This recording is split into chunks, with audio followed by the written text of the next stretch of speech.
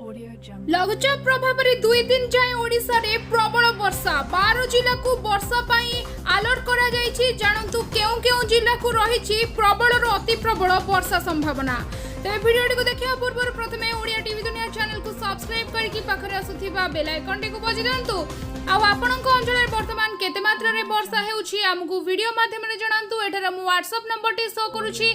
एही नंबर आपनक अंचल रे स्थिति विषय रे हमकु अवगत करांतु।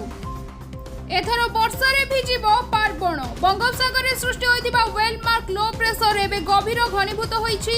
एहा एबे उत्तर पश्चिम तथा संलग्न पश्चिम केंद्रीय बंगोपसागर अंचल रे तथा दक्षिण ओडिशा उत्तर आंध्र उपकूल रे एही लघुचाप एबे सक्रिय रहिछि। एही लघुचाप सहित जड़ित घूर्णिबलय समुद्र पतन ठारू 5.8 किलोमीटर उच्चता जाय वायुमंडल रे परिव्याप्त रहिछि। तेबे आगामी 48 घंटे रे उत्तर उत्तर पूर्व दिगरे गति करी ओडिशा उपकूल देई उत्तर पश्चिम बंगोपसागर पश्चिम और बांग्लादेश आड़कू गति करिबार संभावना रही।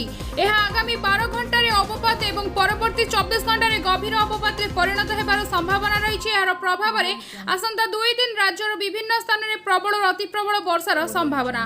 तेबे लघुचाप वेलमार्क रूप नहीं अधिक घनीभूत हेउथिबारु 6 जिला को ऑरेंज और 6 जिला को येलो वार्निंग जारी करिछि पाणीपाग विभाग। 22 तारिख रे मयूरभंज कंधमाल रायगड़ा कोरापुट मालकानगिरी रे प्रबल वर्षार संभावना रही।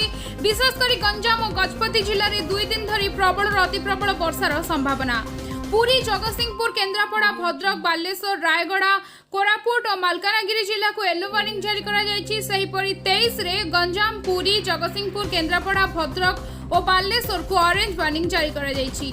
गजपति खोर्धा कटक जाजपुर मयूरभंज और ढेंकानाल जिला को येलो वार्निंग जारी करा जायछि। तेबे एहा वर्तमान समय सबुठारु बड़ खबर राज्य में जारी रही लघुचाप वर्षा। आसंता 2 दिन जाए ओडिशा रे प्रबल वर्षा संभावना 12 जिला को जारी करा जायछि अलर्ट। तेबे आपनक अंचल रे वर्तमान वर्षा केते मात्रा रे हेउछि कोन रहिछि स्थिति हमकु वीडियो माध्यम रे जणांतु।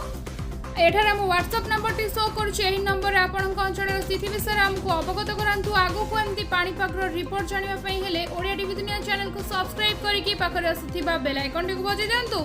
वीडियो को लाइक कमेंट से निश्चित करंतु। से पर्यंत मु रहिली नमस्कार।